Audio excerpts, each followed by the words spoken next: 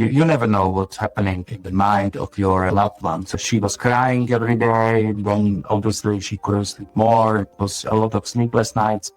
As I'm saying, sometimes those small decisions at home as well, and maybe we cannot see it, but it might be wrong support from us. I decided we can throw this out and we can change this and change that. It's a good idea to accept it, but I'd like to understand why. Obviously through her, she found your videos, Damir, and then she watched a lot of YouTube videos you are doing and with your teachings, and it helps her, and we watched together some of those, and I was saying it's logical.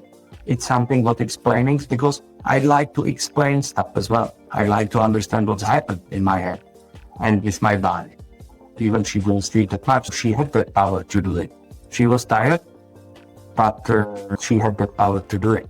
And then started to disappear, the fear. You can say that the grizzly bear is not behind the door, but usually your partners, they won't believe you. But you can say, it's no problem. Tomorrow we can go somewhere, or I can help you with some new things. And then see, we could do everything what we planned, or something like that. Even she couldn't sleep that much. So it's something what you can do, and you can do as well to support. Hi, everyone, and welcome to a really special Talk Insomnia. Actually, we have Aleš with us. Welcome. Hi, everybody. For those of you who don't know Aleš, which is probably most of you guys, you're a graduate of our certification program. Also, you helped your wife when she was going through insomnia, and you're thinking of actually building a practice perhaps around helping partners of those struggling with insomnia to support their partners or loved ones or family members or whatnot. But with that said, I would really love to hear kind of the story of your wife going through insomnia and how you helped her. But let's take it from the beginning. How did your wife start having sleep struggles, Aleš? Yeah, it started when she was a child. She told me, like, she was always the one who wanted to get sleep as a first one, or at least not as the last one, because when she found out that, say, on a summer camp or at home, that all other people around her got her sleep, then she's starting to be struggling, feeling unsafe. So for her, it was a big problem, and I think it started to build at that time in her mind. And after that, when she was a teenager, she started to having eating disorder, and that was another problem, because obviously it had effects to sleeping, and it caused more sleepless nights, and her doctor just prescribed her sleeping pills and antidepressant pills and all those, which obviously didn't help that much, because I remember when I met her, she was 20, and it's 30 years ago already, and since that she always had some problems with her sleeping. And at that time, it was like period of 3-4 years to get over that eating disorder and all those things, and to get rid of sleeping pills, antidepressant pills, and all that. And I remember it was nights when I just woke up during the night, to turn to the other side and look to her, and she was looking to me with the big eyes, not sleeping, even after those sleeping pills. And that was for me something which I couldn't understand why. It's because she was tired. She had a busy day, and still, even those pills, she couldn't sleep. So that started growing in her mind. Then it got a little bit better, and then we talked about it. I didn't have a knowledge about it, so I didn't know you never know what's happening in the mind of your loved one. So we just talked, and I asked why, and trying to listen her, but it helped a little bit, but still was the period when she couldn't sleep well, and then it was better period. But then always when was something, when she was first time pregnant and those, she couldn't sleep, and then it built again with insomnia. But just the biggest impact, or the biggest the worsening of this sleeping in real insomnia. It started last year because she she was very busy. She was overworked. Well, to say she was busy in her job and busy at home. We had some problems with our son, and I was very busy at work, so I couldn't support that much, and that was I think start of her problem, to say it this way. When her brother, sometimes in our lives, it's like that you have a good period of the life, and this period of the life last autumn was like, one issue, one problem with others. So it's just her brother had some breakdown, and was in a bad mood as well, and in a bad period, and just she helped him as well, but she tried to listen to him, but she's a very sensitive person, so all his struggling came to her head, to say it this way. So she started to be more tired and more thinking about this, and was psychologically tired. So, and and it started to be like a little bit ill as well. She started to be ill. She started to feel pain in her head, like a chronic pain. And so she went to doctor saying something must be wrong with me. I have a big pain, and they just go have some appointment in a month's time. So then it was a big pressure to her as well, to be in stress. And after first appointment, they said, "Oh, it might be something in your body. We cannot see it well, and the test wasn't all right, and so you should go for the magnetic resonance test to see if it's not something serious, And it was bigger pressure to her at the time to. So she was crying every day. Then obviously she couldn't sleep more. It was a lot of sleepless nights, and then at the end we found out that the result was okay after the magnetic resonance, but the pressure of, say, 2 months with the chronic pain and all that other circumstances was very big. So that's, I think, was a big trigger in her head to, because she wanted to sleep. She said, "I'm so tired," and she couldn't sleep. And those sleepless nights she never had before. She had 1 or 2, but not like a 3 in a row or something. So, even in that, she was in that light sleep, but when she was sleeping actually, but not with a good sleep, but that's what I know now. But but she felt she didn't sleep at all. So that was for her very hard. And then we as a partners do some mistakes as well. So I did some, say, mistake which I now can see, and we could see it. Just the small things, we just changed the bed, our couch, because in the period of struggling with sleeping, I found some ways how to overcome.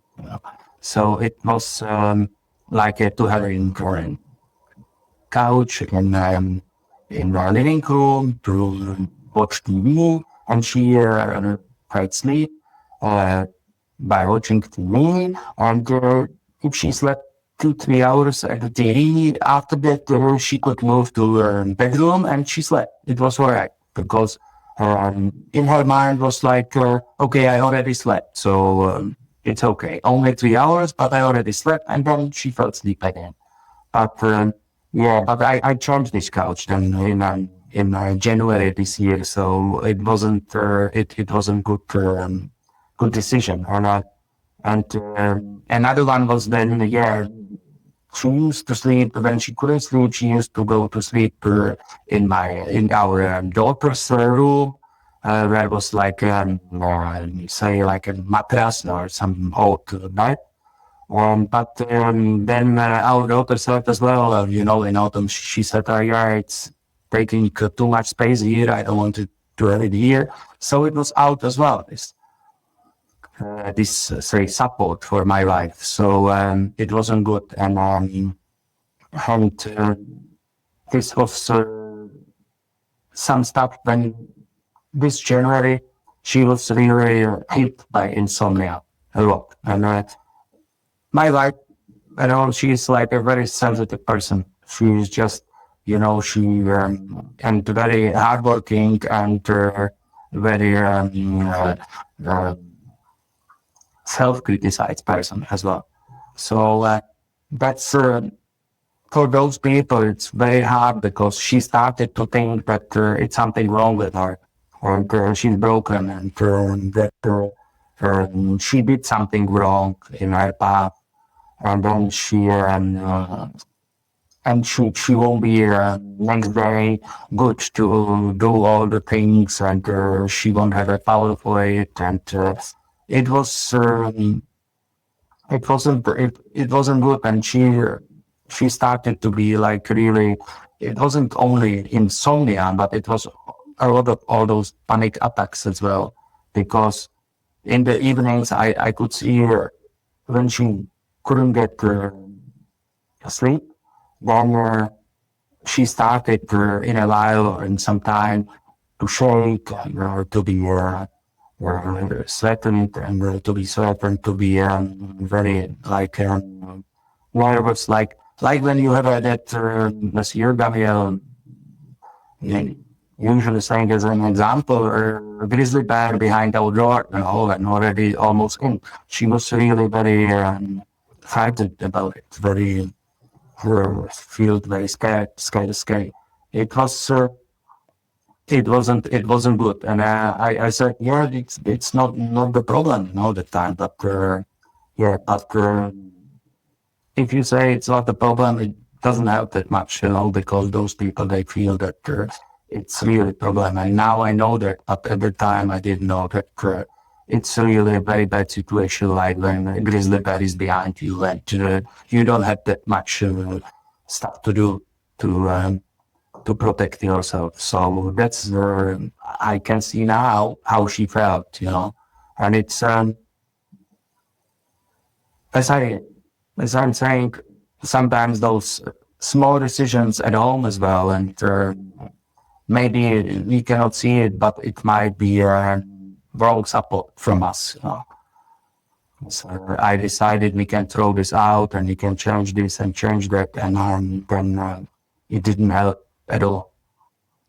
Yeah. I definitely want to talk some more about like what you in retrospect saw that you did was maybe not so helpful, but what you also like saw was really helpful, and so we can have a discussion about what others in the community that have a loved one who's struggling can help. But before we get there, I wanted to ask you, what was the kind of turning point for your wife when things start to change for her? Yeah, because she's really she tried to understand always when anything wrong with her. She tried to understand things which she don't understand, that she doesn't understand. So she tried to find ways, logical ways, why it's happening too. I mean, she's that kind of person, always studying and trying to get that knowledge. And so she was googling this and trying to find something. We had to do, I don't know, 10, 15 books about insomnia, and nothing was helping. And she found that, say, common way, which is CBT-I, but we found out that CBT-I doesn't work for everybody. For her, it didn't work because when she started the time to be more stressful, more nervous about it, and because it's that she had to feel when she got asleep, when she woke up.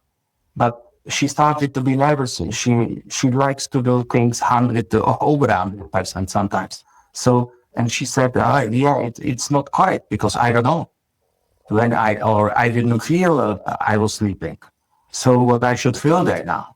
Or it said as well, and that was first step she did with CBT-I, and first step was and another step there was like, yeah, I should wake up. I never should lie in a bed, but if I'm not sleeping, and so I remember I woke up very often because she was lying beside me, and always she had to get up and go to the other room or go somewhere not to be in a bedroom on the bed because it's not good, to have bed connected with something else than sleeping. So and I remember she was like in another room with the book reading or trying to do something, then coming back after some time and again. And she was more struggling with that problem. So she was studying and searching for answers more and more on internet. And then she found out some another internet pages, which was more like, it was some program as well, but it was more about like acceptance or therapy to accept. But for her, when I talked to her at the time, and even now when I'm talking to her, she's saying it's a good idea to accept it, but I'd like to understand why. I like to understand what's happened in my head and with my body. And that teaching was on internet. It was some kind of program, some guy who was teaching there, and I think his name is Martin Lee. It's okay with this his teaching, but for her he didn't explain her what she wanted. It still wasn't answers for her there. So she started to be more struggling that something is wrong with her because, okay, I should accept it, but it's not helping. I should feel all right, but I'm saying to myself, but it's not helping. And still I have that trouble. And then she found out, saying she was searching again, and she said, I already did everything. So I said, yeah, it's that time I felt very bad because I was thinking that it's nothing what could help her. And I didn't want her to get prescribed those sleeping pills because I had that experience from the past 20 years ago that even very strong sleeping pills didn't help her to sleep. So I said, yeah, it won't, because she was thinking, okay, so if I do this, if I eat it, maybe it helps, but I try to avoid it. So I said, no, still try, be patient. And when she found out some YouTube video with a former student of the sleep coach school, which was Beth Kendall, and she said, okay, it's something, but it's first time when somebody explaining to me what's happening with me, and that I'm maybe not wrong, and nothing is wrong with me. And then obviously through her, she found your videos, Daniel. So, and then she watched a lot of YouTube videos you are doing, and with your teachings, and it helps her. And we watch together some of those, and I was saying it's logical. It's something what explaining, because I like to explain stuff as well, and I couldn't. I didn't understand why is that.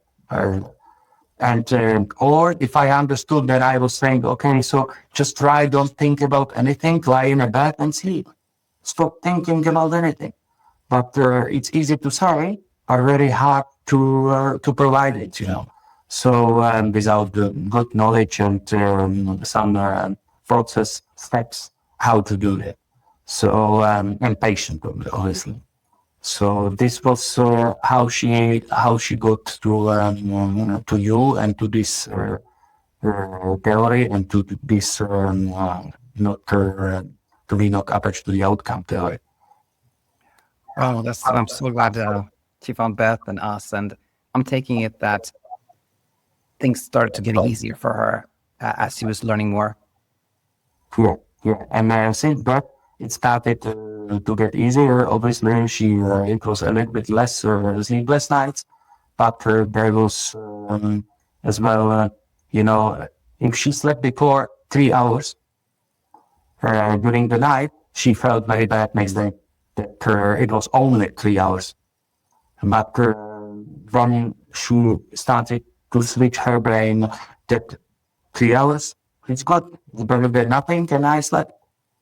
It's only 3 hours, okay, so doesn't matter. Yeah. It might be less next day or more next day.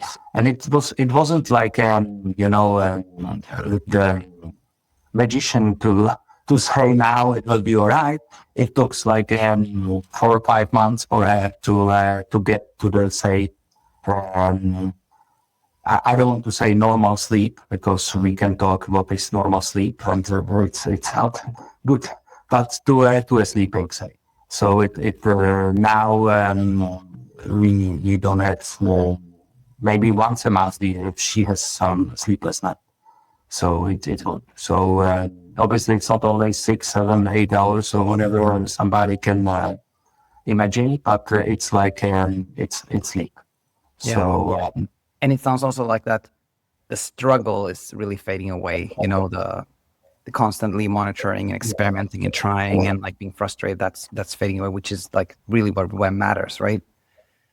and you know why? Because she found out that even she didn't sleep that much. She can do stuff and daily duties of our household, like to do everything. Even she didn't sleep that much, so she had the power to do it. She was tired, but she had the power to do it. So and then started to disappear, but the fear that she won't be able to do it. Because before she was, I'm not. And then I think it was from her childhood as well, because her parents are wonderful parents and had wonderful childhood. But on the other side, they were more focused on, on the next day performance, how to move. You need to go to sleep very early because next day in school you had to have a performance or in a sport and something, so they were always like that. You had an exam, you had to sleep and so now she knows that it's not equal to it if you sleep 6 hours or 8 hours or 4 hours. That next day you will have a less performance. It's not equal. Yeah. Well, thanks so much for sharing that, Aleš. That gives us a really nice background. And now let's talk about your experiences, and also in the light of somebody who's listening to this who has a partner who's struggling and how they can help. Maybe we can start talking about what you said, that in retrospect you realize there were some things I did that probably weren't so helpful. Can you share maybe some of them and also explain why you think they were not that helpful? Yeah, because I was when it started, I tried to do the stuff like okay, so just lie and wait. It's okay, it will come. Because and it wasn't helpful. And then I woke up sometimes and I don't like to say it about me, but then I said, why you still are not sleeping or something like that. And those two things are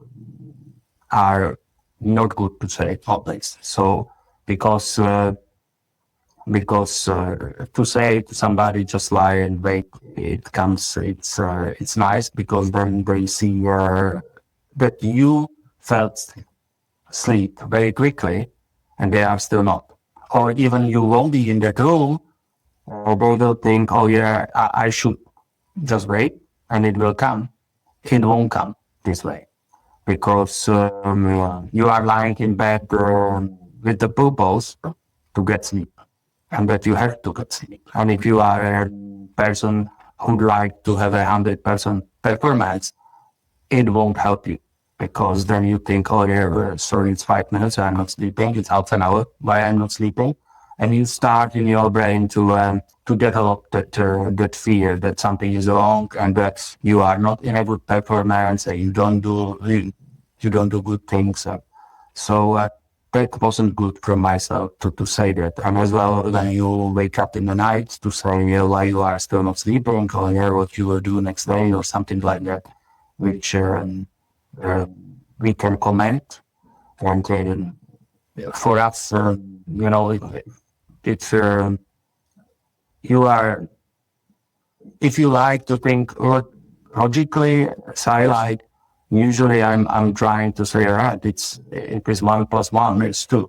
So it should be all right. So you should sleep already. You must be tired. So that's what I was saying. And it's not, now I know that the power of hyperarousal and even better, you call, I explain it more, but you call it already all subscribers, I think, knows what does it mean, but I'm really effect as well when you feel very tired and you lie in bed and then suddenly you are not tired.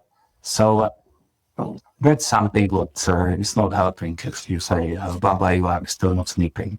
Then you might, it might get there for sleep, but at the same time you say that your partner wants sleep next hours because it will be why did you do that? And it was one thing, and then I did I was thinking that some sleep efforts will help. Now with my knowledge, I know that sleep efforts they are all, you do all those efforts, you do all that stuff to get sleep, and that won't make you sleep. Sleep is a human being, natural process. It's not, if you do something, okay, so now I will read the book, and as soon as I will close it, I start to sleep. It doesn't work this way. Yeah. You might get sleep while you are reading a book, but not like, okay, now I did that, I'll go to bed and I will sleep. It doesn't work. And I didn't know that as well before. So I was thinking maybe you get more tired, so then you get to the bed and you start to sleep, But it doesn't help this way as well. So totally understand. Thanks for sharing that. And I mean, in a way, as I'm hearing that, I'm thinking it's not really that different in a way from the person who's struggling and the person who wants to help. Both want to arrive at a place where there's no sleep struggle, but neither has really understanding. So both are kind of like grappling at straws, like let's try this, let's try that, and it's kind of a tricky situation. But then things change, and I think you ultimately ended up really being able to support and help your wife. And was that when you started getting kind of clarity yourself, or tell us about like how you were kind of really helping and supporting your wife as well? Yeah, it was more when I started to watch your videos and when I started to be in your school. It's I understood that this is timeless, logical process how to say reprogram your brain, or how to say to your brain how to behave, And it's at that time I started to support her with stuff like to feel all right. What's happening to her doesn't have that much effect to the family or to anything, because at first you must get rid of her and get fear that she won't be all right, because that's something what you can do. You can say that the grizzly bear is not behind the door but usually your partners, they won't believe you, but you can say, it's no problem. Tomorrow we can go somewhere, or I can help you with some new things, or and then see we could do everything what we planned, or something like that. Even she couldn't sleep that much, or yeah, it was in my life, but obviously when it's a man, so if he couldn't sleep much, so it's something what you can do, and you can do as well to support by when that process that we have that timeless window. So to have a good evening to start, say 8, 9 o'clock in the evening, to have a good evening before. Now we want to look to the time. We did that even now, and she's now much better. Sometimes are some rebounds, but she's all right. But she never looked after 9 o'clock. So in the evening, she never looked to a mobile phone, like to see the time, or to a. We don't have her and there some watches or something to see the time. No time displayed in our room. So, and I know what time is that when we went to bed or those, but she doesn't know that. And she tries not to look at all. And even during the night when she woke up, she doesn't know if it's 2 o'clock in the morning or 5 o'clock in the morning. Last time it was after 6, and she went back to the bed. It was still dark outside. It was around 6. So, and then she slept again for 1 hour more. So it's we still do that. So try to not to say, oh, it's already midnight, we should go to sleep or something, because those this doesn't help like that. It's like when I was thinking about that, it's like when your wife is having a child death, and you are in hospital or or before that, or if you are at that, so then you should, we men, we try to always to say something and to support, but usually to be silent and just to support that you are there, and you do that premise is safe, to see that you are there, and nothing can happen, and not to say, oh, you should do it this way or maybe that way. Just let your partner listen. Your partner let your partner to do to overcome it, and try to do your best to help. As I said, for example, to having good that timeless sleep window. That's helped a lot, and or sometimes it helps as well that after 3-4 hours or before the sleep, they like to go somewhere, to go to work, or to go to read a book or something. Okay, so they can, and but if you want to support your partner without the knowledge, you should know that doesn't help to say, okay, so that book will make you sleep. It won't. It's just, okay, calm down, don't be hyper aroused, don't be so much stressful, do something what you like, and then with, not terrified mind, to get back to the bed to try to sleep. And because if you are in some panic attack or the strong hyper arousal, you never will get sleep. So, and your partner will never get sleep. So it's good if they can sometimes, help to just walk through the house, or sometimes, it helps to go outside. My wife couldn't do that, but somebody might decide that way, because, or go with the dog or something, because it helps to calm down and to be to feel more safe. Yeah, exactly. And just for everybody that listening, it's the point. The point here is that you're not taking the dog out for a walk in order for that to make you calm, but it's rather because you like doing that, and it's taking you away from what you're doing before, which is like fighting to sleep or fighting to become calm, right? So now I want to ask you another thing, which was a common, like when our loved one is going through something difficult, we of course want to help support, and naturally we kind of want to ask, how are things going, right? But that can also be tricky, because if every morning we ask our spouse, let's say, how did you sleep, how did it go last night, that can also create this kind of like a lot of monitoring and self-monitoring and stuff. How did you approach that? Yeah, it's a good point here. It's because it's timeless process as well to recover from insomnia. And it's, somebody can recover in a month, somebody can recover in a couple months. For then somebody in a years maybe, but it's getting little by little, and we should be patient with that. It depends on many circumstances around.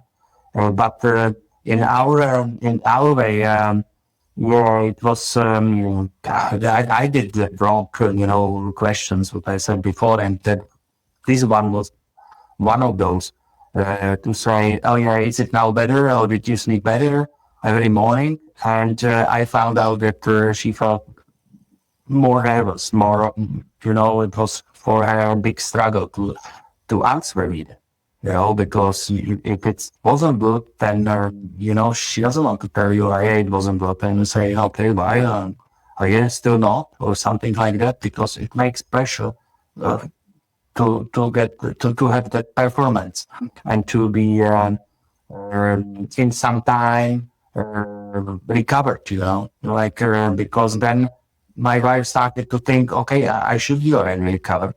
And he asking me, and it's already 1 week or something.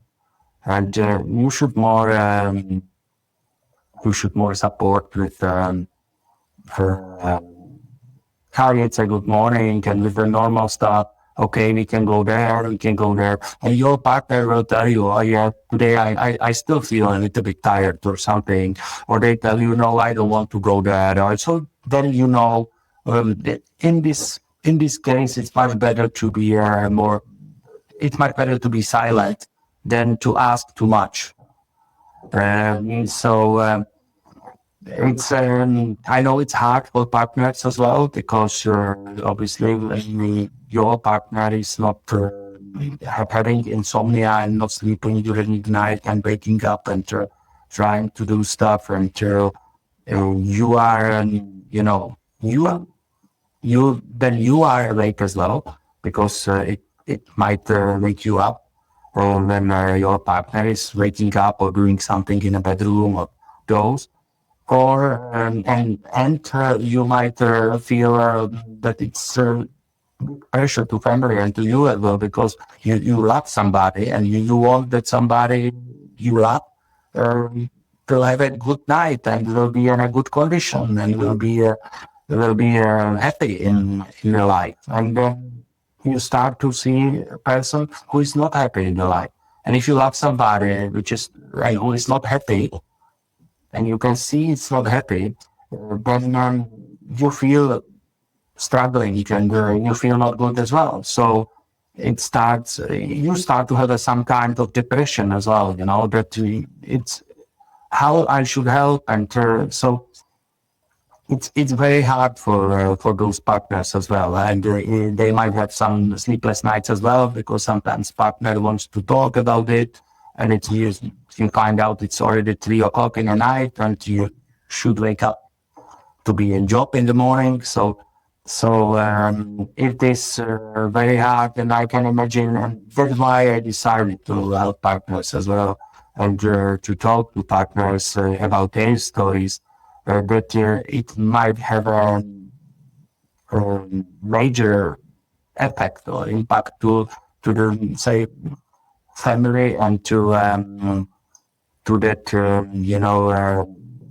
partnerships. And it might be that now That wife will think, or the man will think, I'm now not a strong man for my wife because I have insomnia. Wife can think I'm not a good woman because I'm always tired and I'm not in a good performance for anything. So it might be start or trigger for not having a good relationship together.